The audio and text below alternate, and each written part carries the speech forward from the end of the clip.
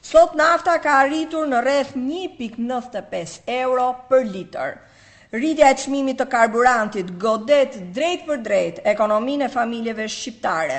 Sa herë rritet nafta, rritet me njëherë çmimet e ushqimeve, transportit dhe të çdo shërbimi të përditshëm.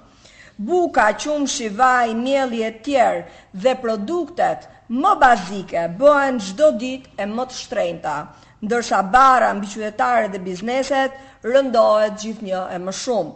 Pasi 40% e buxhetit familjar shkon vetëm për ushqime, vetëm për të mbijetuar dhe as pak për jetën e luksit ku jeton kjo qeveri, ku vetëm vera e tyre kushton 33.000 euro, apo kopshti Eden për shijet e kryeministrit që na kushtoi 4.2 milion euro.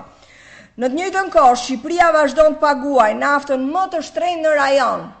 Sot qytetarët shqiptar paguajnë rreth 1.95 euro për litër, ndërkohë në Kosovë çmimi është rreth 1.18 euro për litër.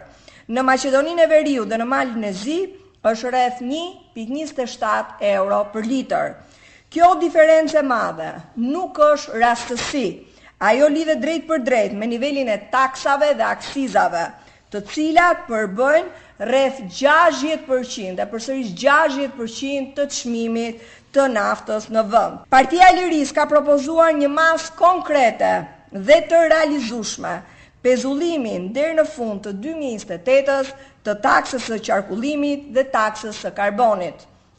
Ky është një hap i domosdoshëm për të ulur çmimin e naftës dhe për të lehtësuar barën që sot rëndon mbi familjet dhe bizneset shqiptare.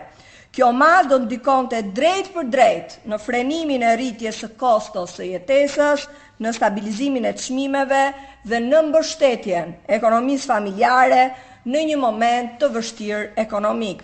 Ndaj bëj thirrje majorancës të miratoj këtë ndryshim sa më parë për të ardhur realisht në ndihmë qytetarëve dhe bizneseve shqiptare dhe t'jap njëkohësisht llogari për planin konkret që do të veprojë në këtë situatë.